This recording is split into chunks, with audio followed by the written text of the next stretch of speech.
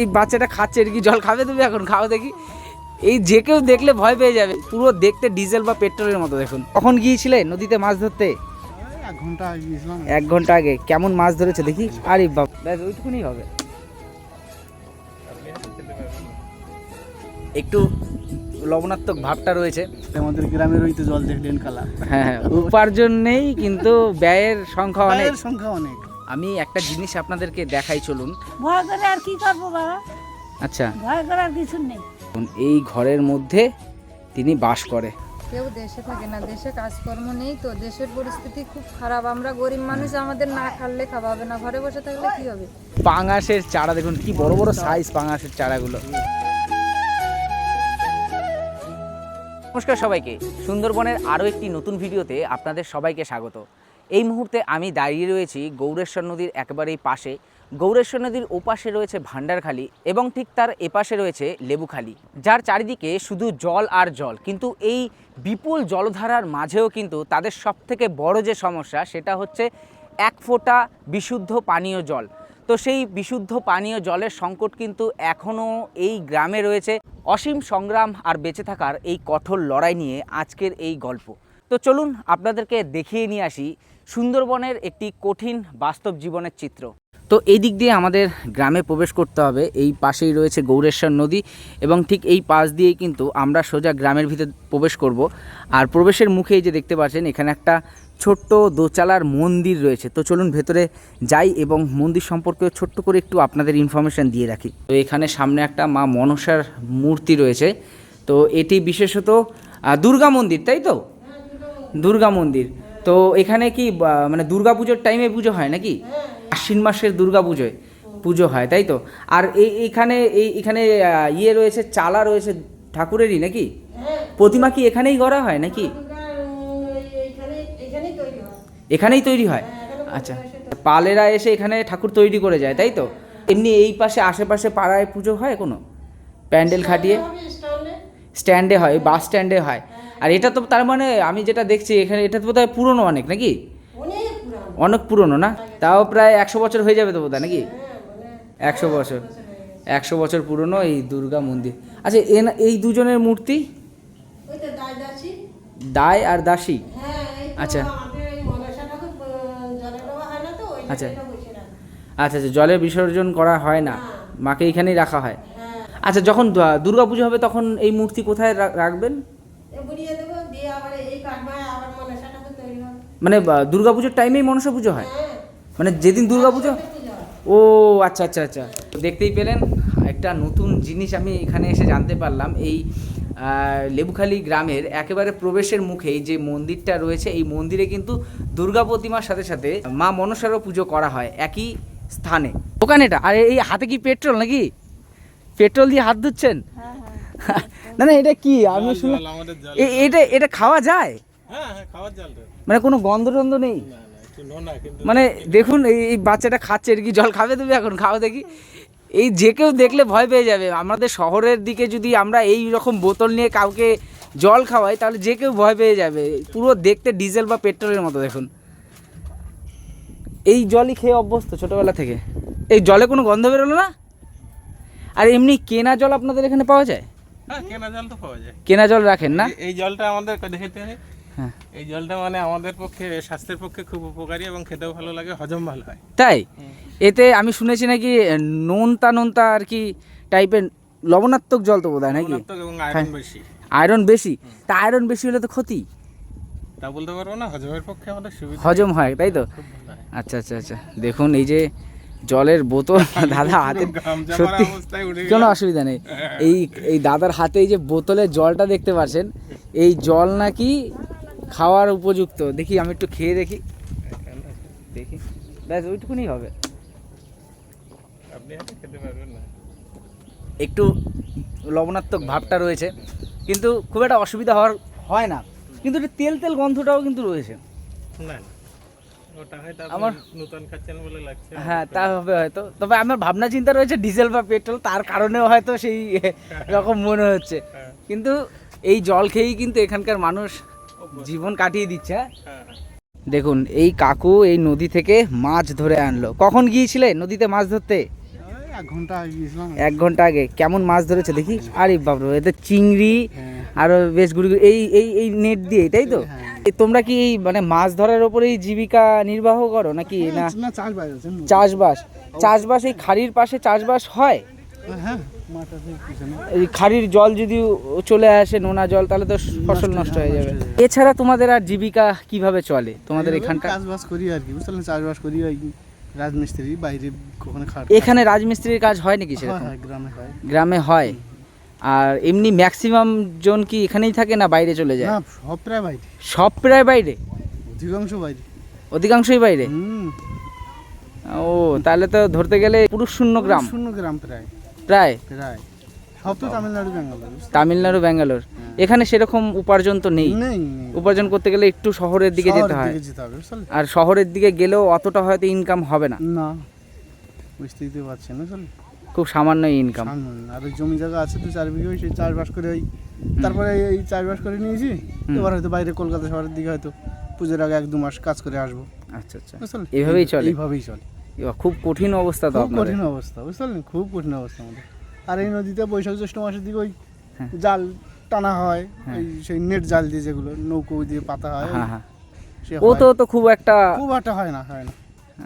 গৌরেশ্বর নদীর এই খাড়ি ধরে আপনারা মেন জঙ্গলে গিয়ে কাঁকড়া মাছ এগুলো ধরতে যান না? না না আমরা যাইনি, আমরা কেন আপনারা যান না কেন? না, ও বিরাট ভয়টা, ও খুব বড় বড় লোক আর রিস্ক, বুঝতে পারলে।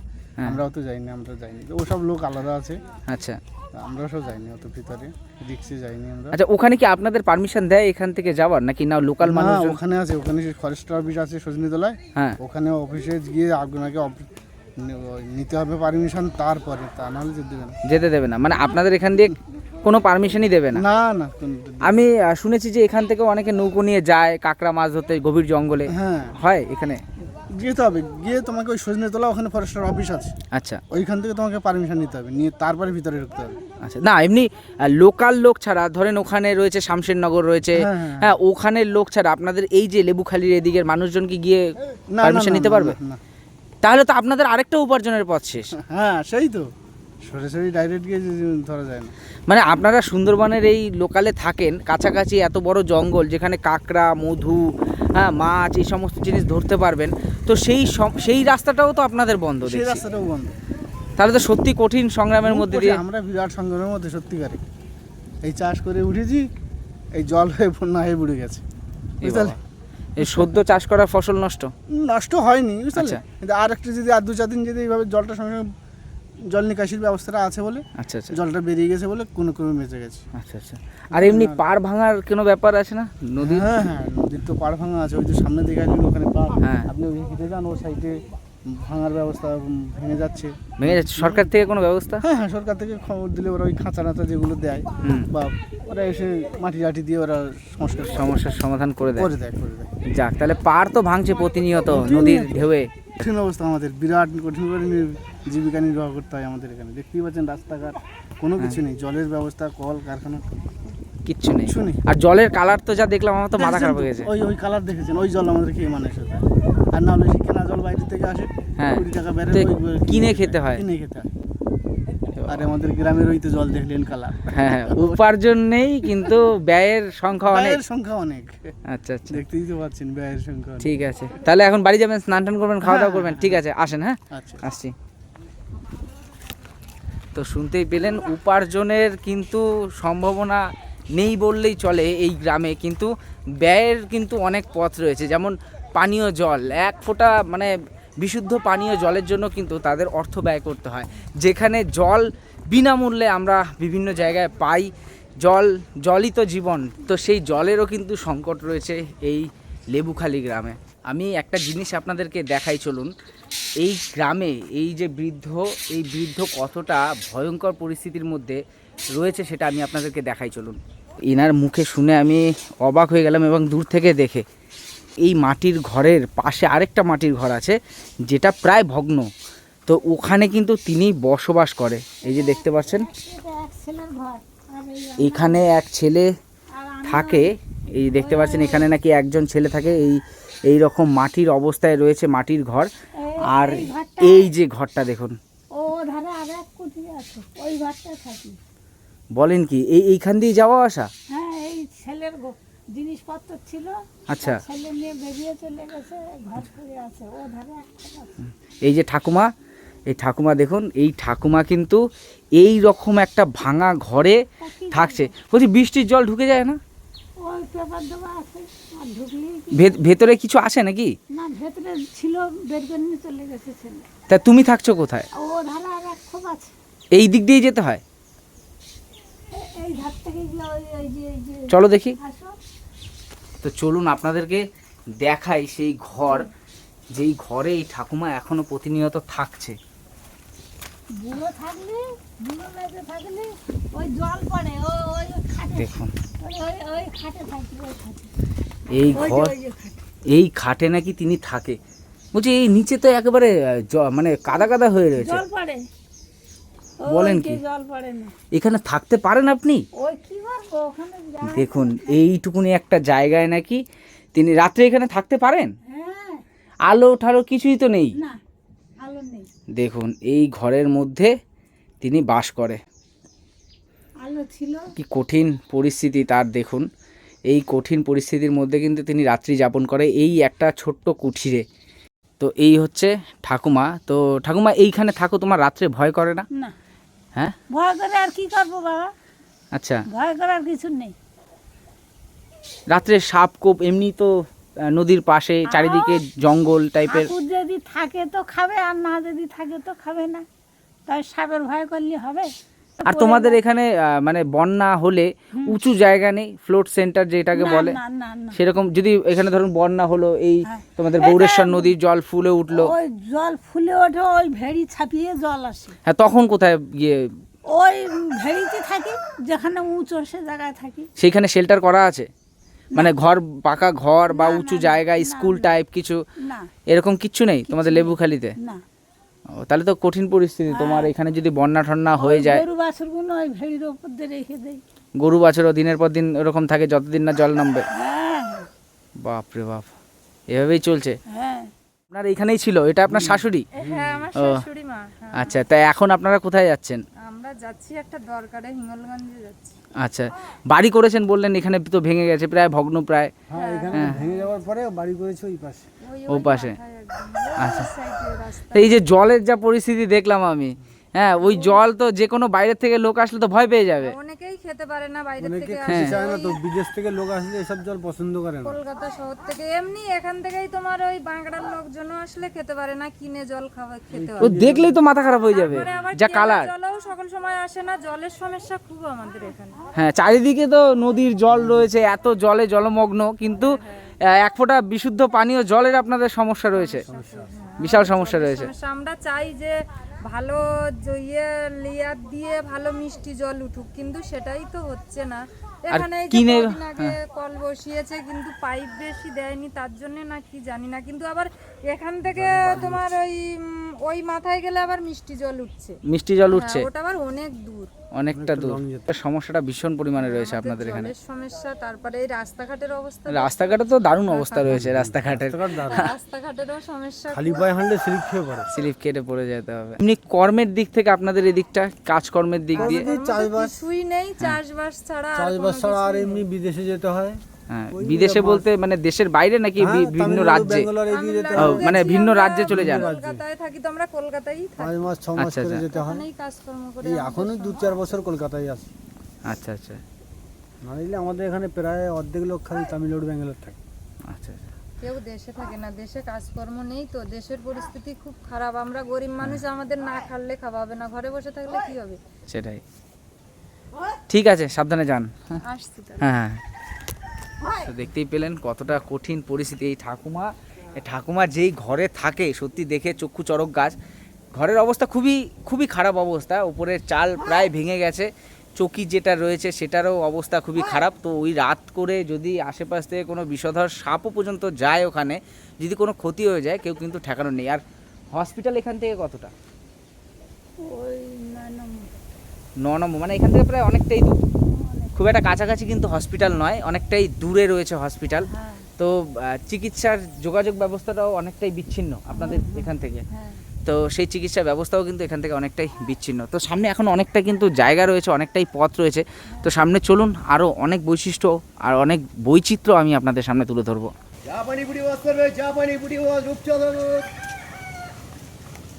কোথা থেকে এনেছো? ও সেই নৈহাটির থেকে এগুলো আসছে এইখানে? বাপরে বাপ। হ্যাঁ দেখুন, আমাদের নৈহাটি থেকে এখানে কিন্তু মাছের চারা চলে আসে, অর্থাৎ নৈহাটি যে ফিশ মার্কেটটা রয়েছে এখান থেকে কিন্তু দূর দূরান্ত থেকে মানুষ আসে, দূর দূরান্ত থেকে মানুষ আসে, সেখান থেকে চারা নিয়ে এসে এই রকম গ্রাম অঞ্চলে কিন্তু সেই চারা সাপ্লাই হয়। তো এখানে এসে আমি দেখতে পেলাম, একদম কাছেই আমার নৈহাটি, তো ওখান থেকে শুনলাম যে এসছে, তাই আপনাদেরকে একটু দেখাই। দেখুন এই রকম চারা মাছগুলো কিন্তু এখানকার গ্রামে যারা রয়েছে মাছ চাষ করে, তো সেই সমস্ত চারা কিন্তু এখানে দেখুন বিক্রি হচ্ছে। এখান থেকে মাছ ধরা হয় না? না, আমাদের কল্যাণীতে নিয়ে আসে। এর মধ্যে কি সব একই? এগুলো কিসের চারা? এগুলো রূপচাঁদার চারা। রূপচাঁদার চারা। এটা হচ্ছে পাঙাশের চারা। দেখি দেখি পাঙাশের চারাগুলো। এই চারা। আরে বাবা, তুললেই তো ছিটকাবে না? হ্যাঁ, আমি একটু দূর থেকে দাঁড়া দূর থেকে দেখাই। দূর থেকে তোলে। হ্যাঁ এই দেখুন পাঙাশের চারা, দেখুন কি বড় বড় সাইজ পাঙাশের চারাগুলো। দেখুন এগুলো কত করে পিস বিক্রি করো এখানে এনে? 12, 13, 15 ঠিক নেই। আচ্ছা আচ্ছা, ওখান থেকে কেমন দামে কিনে আনো? ওখানে কিলো একটু আনি, একটুখানি এভাবে খরচ খরচা বাদ দিয়ে। আচ্ছা আচ্ছা আচ্ছা আচ্ছা আচ্ছা। আর এটার মধ্যে কি আছে? পাঙাশ। দেখুন পাঙাশের চারা। আর এগুলো কিসের বললেন? রূপচাঁদার চারা। রূপচাঁদা। আর ওই যে কাকা গুনছে যেগুলো? জাপানি পুটির চারা। জাপানের পুঁটি, তাই তো? এই জাপানি পুঁটিটাই মনে হয় এখানে বেশি চলে, বলো? রূপচাঁদাও চলে? গ্রাম অঞ্চল জায়গায় ওরা সব মাছ ফেলে। সব মাছ ফেলে না? সব মাছ ফেলে। ঠিক আছে, বিক্রি করো তাহলে। হ্যাঁ। তো দেখুন আমি নৈহাটির একদম কাছ থেকে এসেছি এবং এখানে এসে এত দূরে এসে নৈহাটির থেকেও মাছের চারা এখানে সাপ্লাই হয়। কোথার থেকে আসছেন কাকু? মাঠে। মাঠের থেকে? কি চাষবাস করে নাকি? কি চাষ চলছে এখন? ধান। ধান? ধান কি এখন বোনা চলছে তো বোধ হয় নাকি? রোয়া হচ্ছে। ধান রোপণ হচ্ছে আর কি। বাকি বছরের বাকি সময়টা কি করেন আপনারা? ওই এখানে ওখানে বাইরে যেতে হয় কাজ করতে। আপনি বাইরে এই বয়সে? না, আমার যেতে আমি এখন আর পারছি না, আগে যেতাম, এখন আর পারছি না, এখন আর যাই না। বাইরে কি কাজ করতে যেতেন? ওই যেতে তামিলনাড়ুতে সুতোর কাজ। আপনাদের এখান থেকে কি ম্যাক্সিমাম লোক কি তামিলনাড়ু? তামিলনাড়ু, ব্যাঙ্গালোর, হ্যাঁ। এইদিকে সব কি করবে, এদিকে আয় নেই, তো এই একটাই আয়ের ভরসা থাকলে তার হয় না। এমনি মাছ কাঁকড়া ধরতে সুন্দরবনের জঙ্গলে না, ও যায় না, কেউই যায় না? আমাদের কেউ যায় না, ও বাঘের মুখে কেউ যায় না। ও খাটনি, নৌকা, ডোঙা, অনেক কিছু দরকার হতো, সরঞ্জাম। আচ্ছা আচ্ছা। অত টাকা জোগাড় না করতে পারলে। আর এমনি আমি শুনেছি এখানে পিন ধরেন আপনারা, বাগদার পিন ধরে, যারা ধরে টেনে মেনে। এতক্ষণ ধরে আসলাম, একজনকেও তো দেখলাম না ধরতে। এখন ভাটার সময় ধরবে। ও জোয়ারে ধরে না? জোয়ারে ধরে না। আর জোয়ারে ধরে ওই আগে ওই যেরকম জাল পেতেছে ওই ওপারে। ওপারে। আর ওই স্ট্যান্ডার্ড দিকে বেশি পাতে, আমাদের এদিকটা খুব কম। আপনাদের এখানে এমনি জীবিকা তো ধরতে গেলে নেই, তাই তো? বিদেশেই সবাইকে কাটাতে হয় মোটামুটি। এটা তো খুব কঠিন পরিস্থিতি এই জায়গাটা। আর কিছু করার নেই, যা। আপনাদের মানে পূর্বপুরুষরা তো এইখানেই নাকি? হ্যাঁ, না আগে ছিল আমাদের মেদিনীপুরে। আচ্ছা। মেদিনীপুরের থেকে এখানে চলে এসছে অনেকে, ঠাকুরদা টাদা। হ্যাঁ, লেবুখালীর এই জায়গায় ম্যাক্সিমাম লোকই মেদিনীপুরের লোক বোধ হয় নাকি? হ্যাঁ।